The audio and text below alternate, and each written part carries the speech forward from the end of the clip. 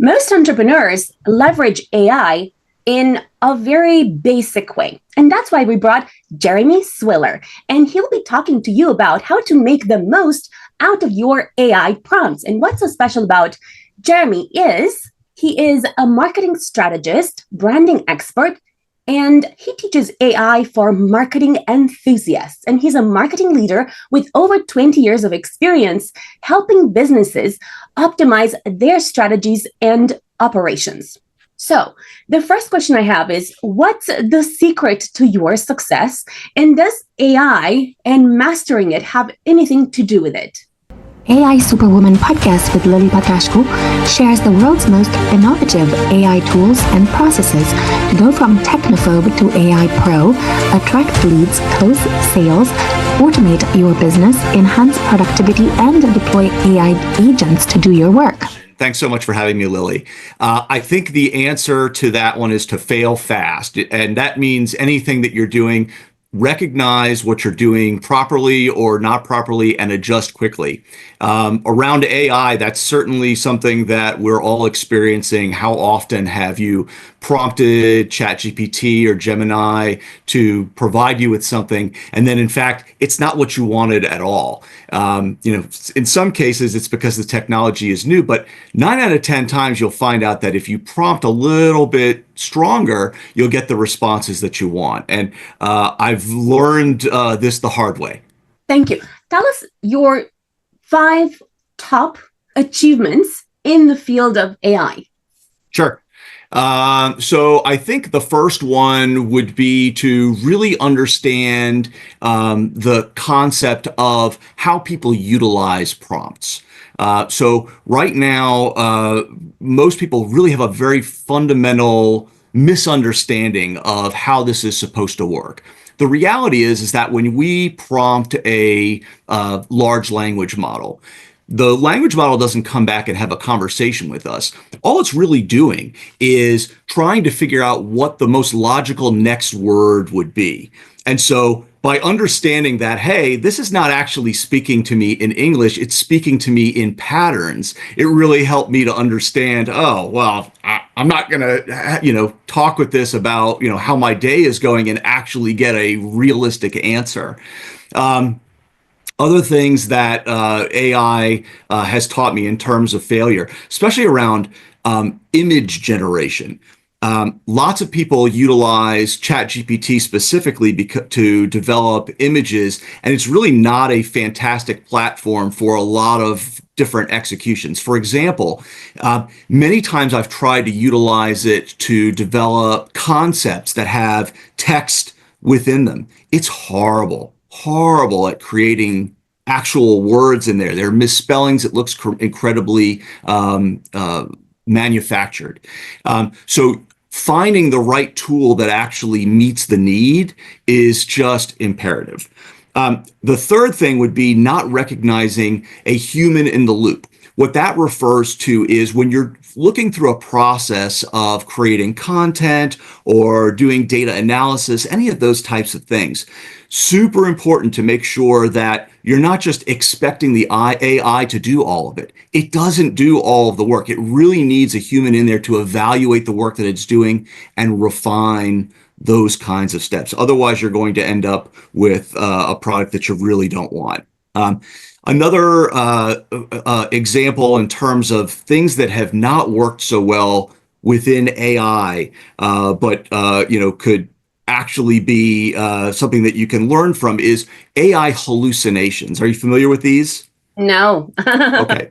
So we've talked before about how AI is trying to find patterns. And the reality is that it is designed to hallucinate. Right. So if it doesn't know something, one of two things will happen. Either it will provide you with, it'll tell you it doesn't know, which is actually the best thing that could happen, or it'll just make up a bunch of nonsense. And that's really, really dangerous because we have no idea what's real and what isn't in many cases. You have to go back and research it. That's one of the reasons why having a human in the loop is so important.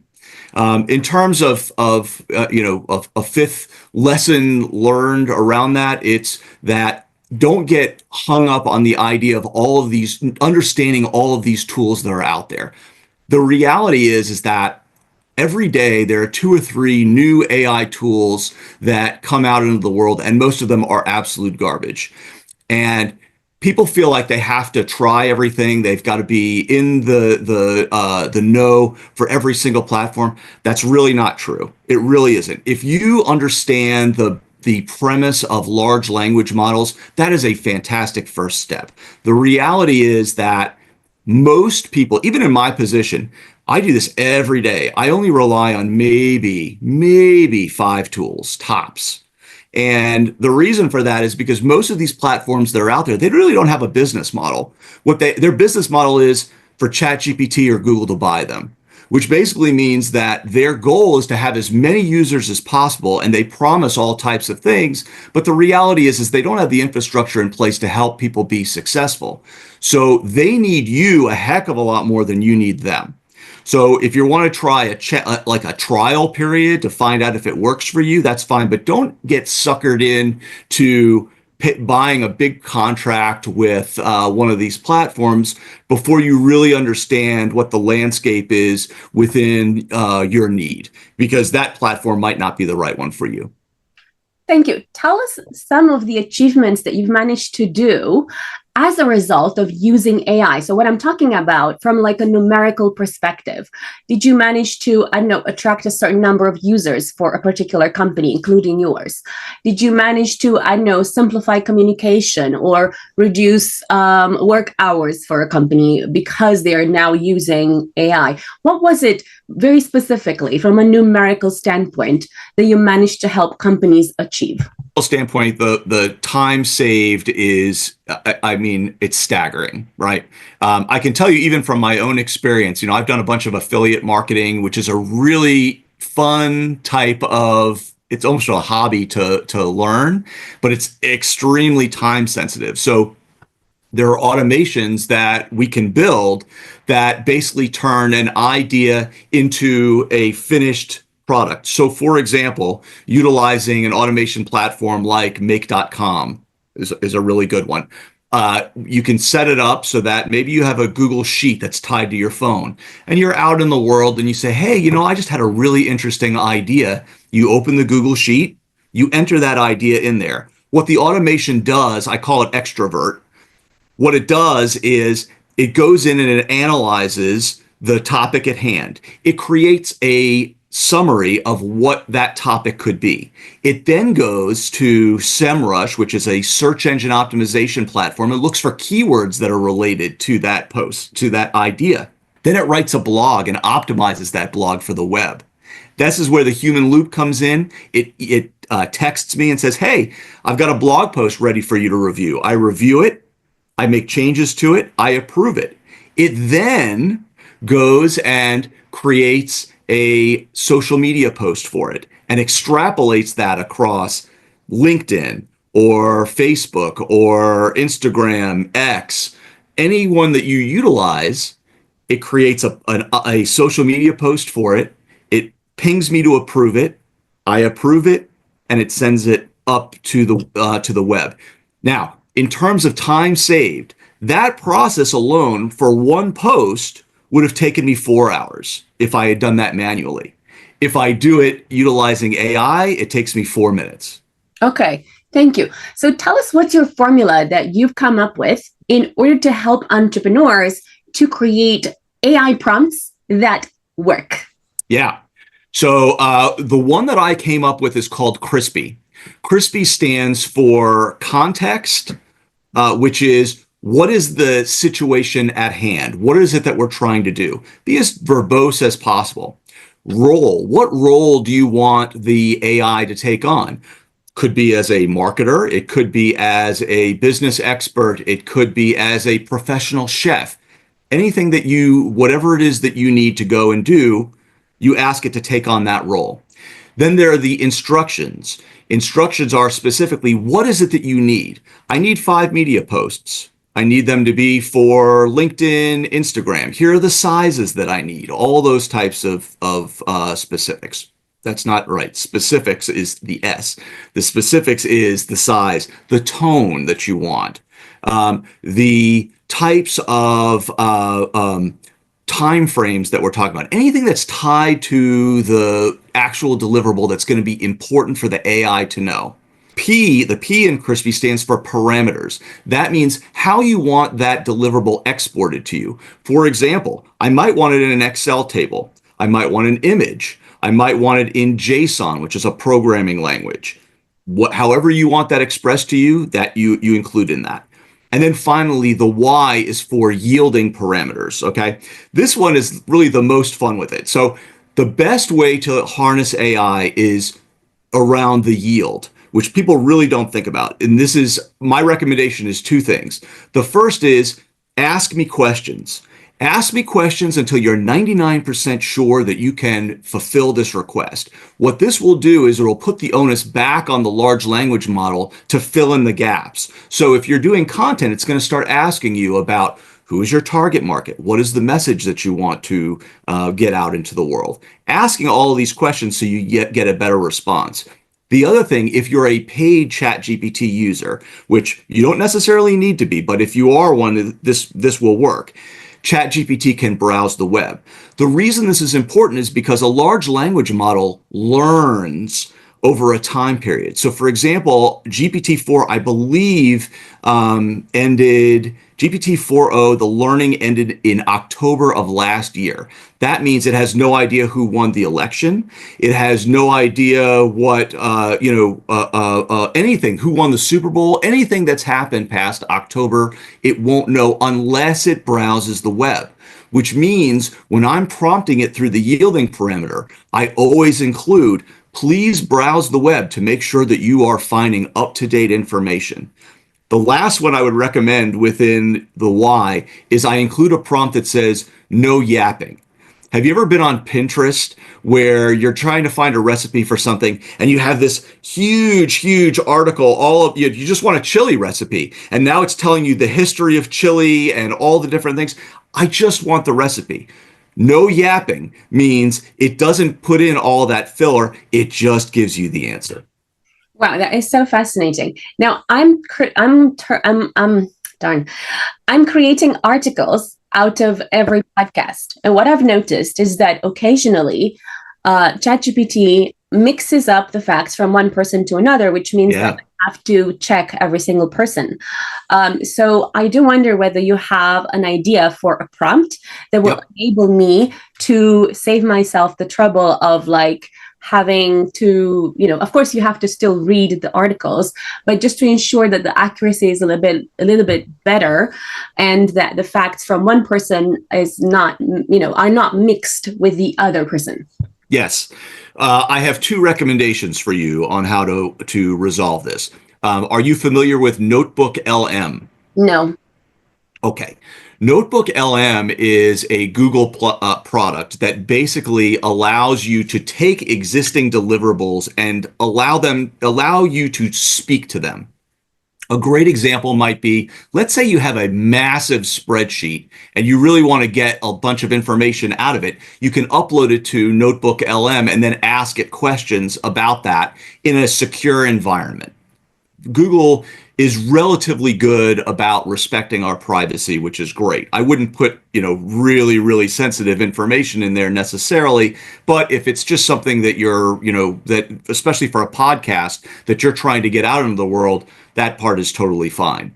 So what you can do is you can start asking it to create content based on that article in a closed environment. You can say, only focus on this. That way, there's no cross-contamination between different types of information sources. You're directing it to only report on one particular area. The other option is when you're prompting it, remind it or create it in a different window. The longer your context window is, so when you're using ChatGPT, if you're going back and forth through a conversation, the harder it is to keep track of all of those kinds of things. It's really challenging to do that. You can also do that through Claude, which I'm not sure if you use. Claude is fantastic for writing articles, and it does allow you to segment out projects, and that actually can improve your accuracy.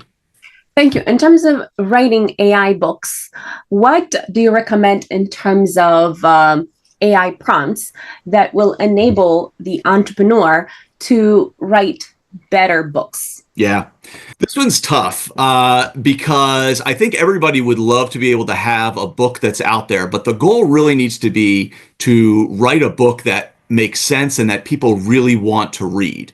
And this is an unpopular opinion. I don't think that AI is great at that yet. Yet it will be.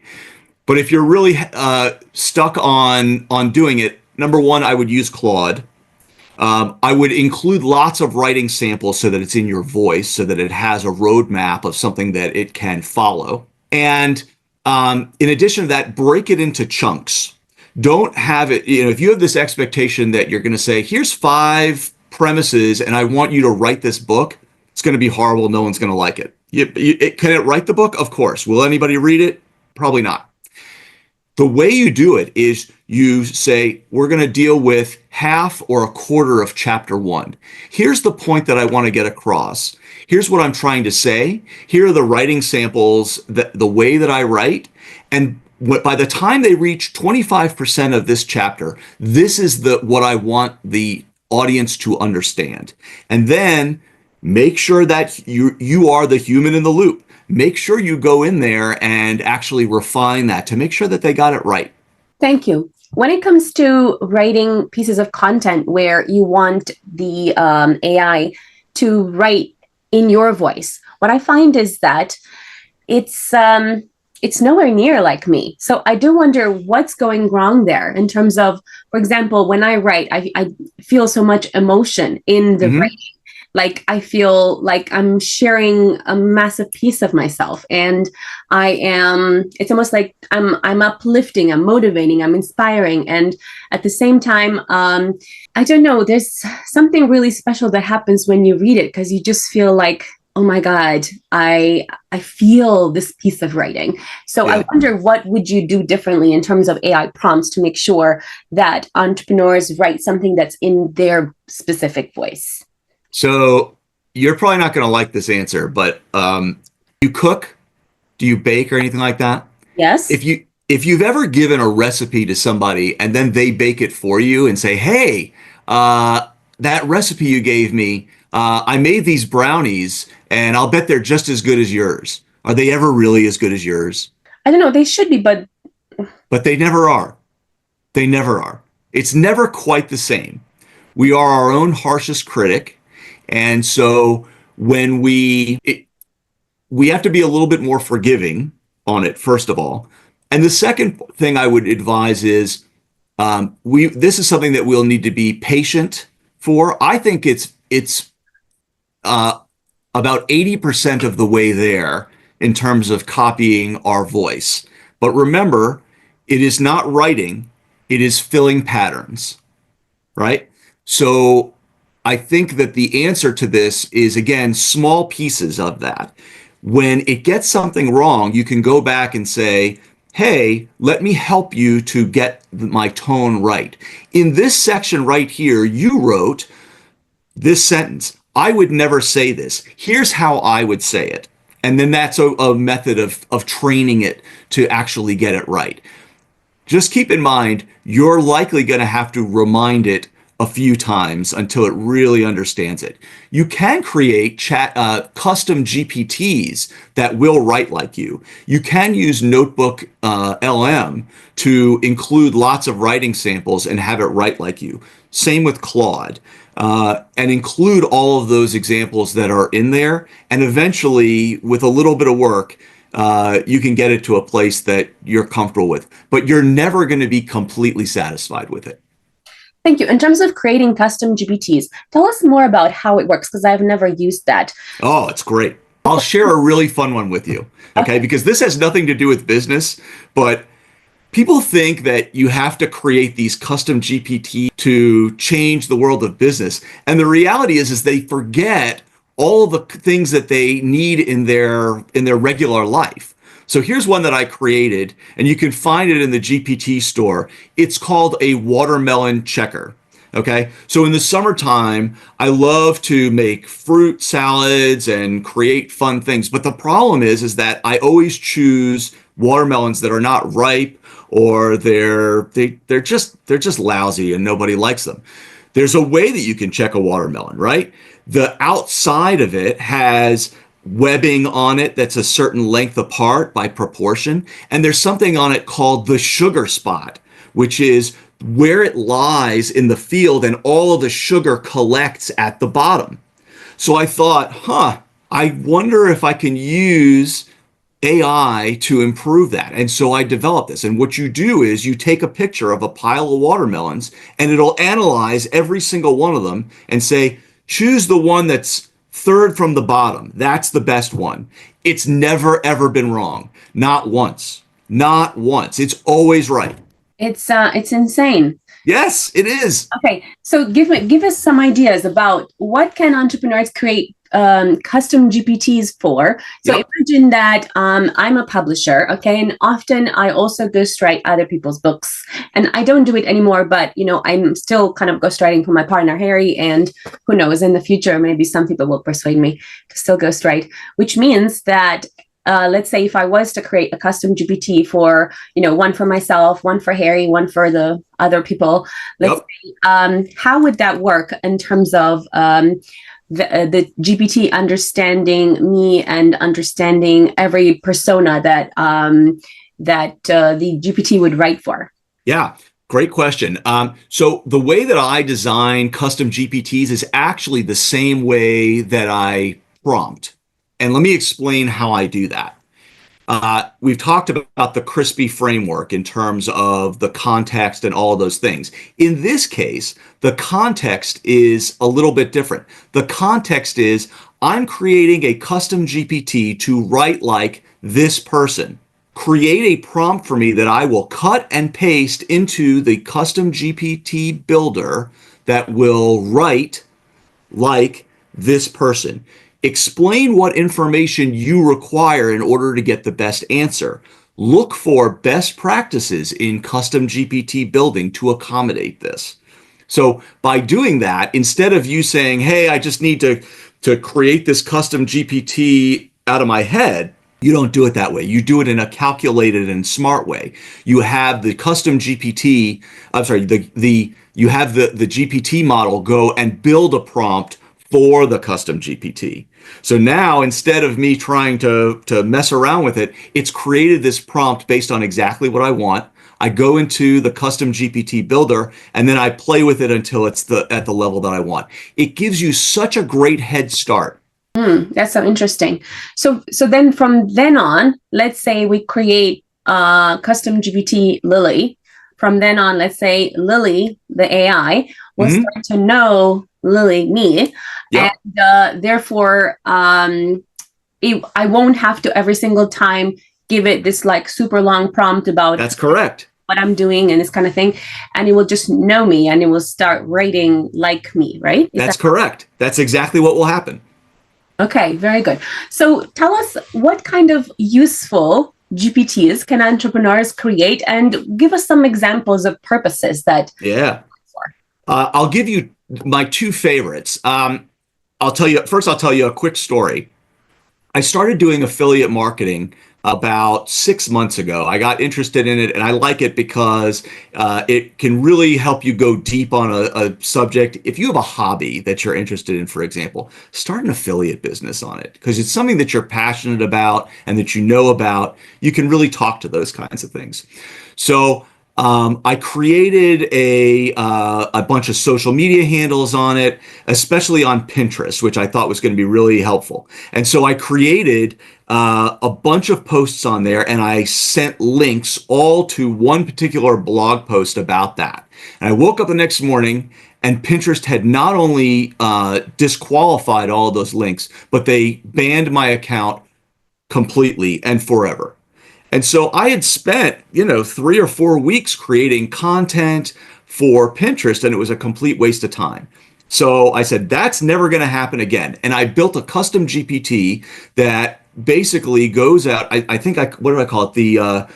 something like the marketing authority counselor or something like that. So basically I'll say, I'm creating this is my plan to promote this product on Pinterest. This is exactly what I'm going to do.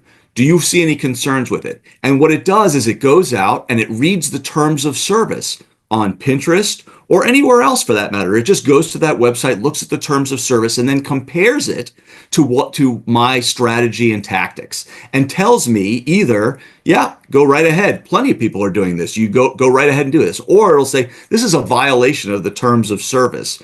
You should not do it this way. However, you could do it this way and it would be perfectly legal, which is a huge time saver, and it doesn't quash your idea completely. It's like, oh, I can still do this. I just have to tweak my approach a little bit. So that's one way that entrepreneurs can start today and do something along those lines. Build something out, or I can send you a link to that custom GPT, and anybody can use it for free. I'm happy to share that. Thank you. Yeah, the other one I would say is brand guidelines. Brand guidelines are so important, and people don't pay attention to this at all. And they really need to, because most entrepreneurs do not have a massive marketing budget that they can just bonk people on the head with their message all the time. They need to have consistency in what they say and what they do, because every time that you're consistent in that, it leaves a valuable impression with your potential customer and helps bond your solution into their brain and your brand. So being on top of the aesthetic changes that you're going to put to copy or to designs, really, really important. So having a custom GPT that understands your brand and can check those assets or build to those assets, super important. Thank you. Tell us how to build a great custom GPT for LinkedIn posting, for example. Okay. So the first thing that I would do is I would go to my LinkedIn and I would download all of the prompts that I've done in the last 6 to 12 months. I'd look at all of them and I would order them in terms of which one is the best one, all the way down to, I should have never posted this at all. Okay. And then I would say to ChatGPT, build me a custom GPT that will help me create LinkedIn content based on these 50 posts that I've done that did really well. That way you're segmenting out just the prompts that are just the posts that worked into your prompt, and you're not getting it confused by anything that wouldn't work. And then you're adopting not only your tone, but you're creating content and a content calendar around posts that have been really successful for you. Thank you. Now, imagine that I have actually never used ChatGPT for posting anywhere. Mm-hmm. And for example, in LinkedIn, you can say, I haven't been very successful with posting at all, because for a long time, I was just posting bragging posts like, oh, I spoke at this conference with presidents or with this whatever influencer that you would never get to speak with, that kind of thing, which of course doesn't provide any value for the audience from perhaps some friends that could perhaps, be supportive and send a like there. There's no interest, no incentive for the audience to actually like that post, to share that post, or to be interested in it whatsoever. Right. For people that are like me, that have been perhaps not been very successful in terms of having reach and shares and comments on LinkedIn, what do you recommend? Because, for example, I compiled a list of top 50 LinkedIn influencers that are being successful on LinkedIn.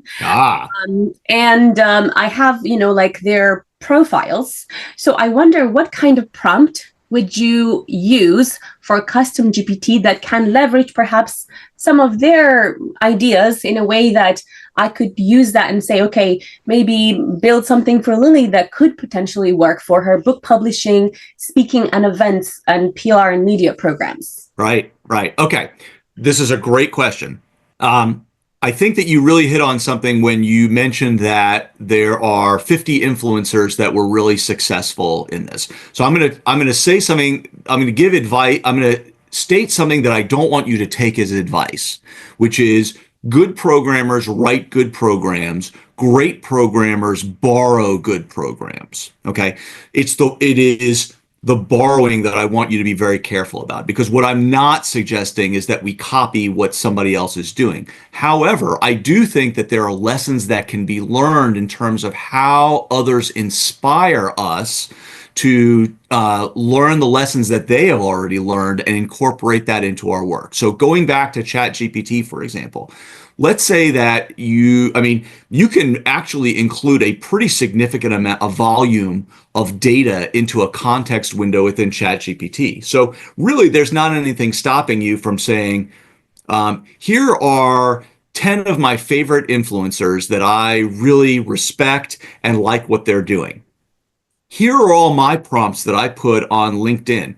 My prompts on LinkedIn are not working.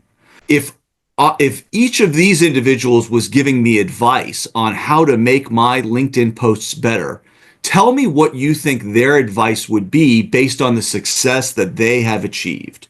That way, you're not actually stealing the things that they're doing. You're just looking at the techniques that they're doing and trying to apply it to the work that you have. One other thing I just wanted to mention, you were talking about that the posts that you were doing were almost like a brag about people that you've talked to and just really impressive, cool experiences around that.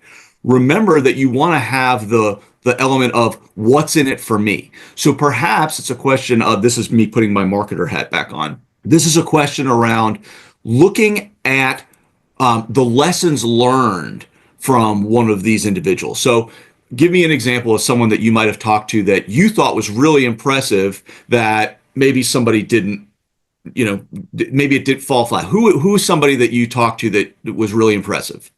Okay, so I met Ken Honda, and he sold 8 million books on happy money and other, money manifestation. Great. Yeah. So in that case, my recommendation would be, it is all in the hook of how you drive people within LinkedIn. I would create a blog post around that. My conversation with Ken Honda, 5 steps that you can implement today to get you on the path to selling 8 million books. Yeah, very interesting. Because now it's less a question about, this is something that Lily did. This is now, Lily did this. I'm never going to get a chance to speak to Ken. Lily already did it. Here's the information that she's now imparting to me from her conversation that I can actually use right now. Yes, thank you. And I actually noticed something that worked because in Instagram, I also, don't have like a large engagement thing. And what I've noticed is there was one post that actually had value in it. And I was talking about how to easily connect with millionaires. And it's something that I never thought of sharing before. And because before it was like, okay, I met this millionaire, I met this other millionaire, I met this other millionaire. It's like so easy for me, but I never thought about sharing that. And and what was funny was like, I was just thinking, God, Instagram doesn't work.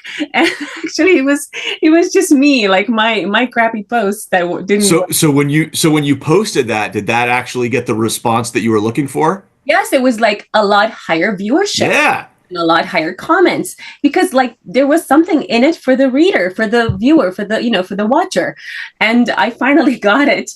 Yeah. So listen, I've spent my whole career around building brands, and quite frankly, I can give you the recommendation right now on how simple it is.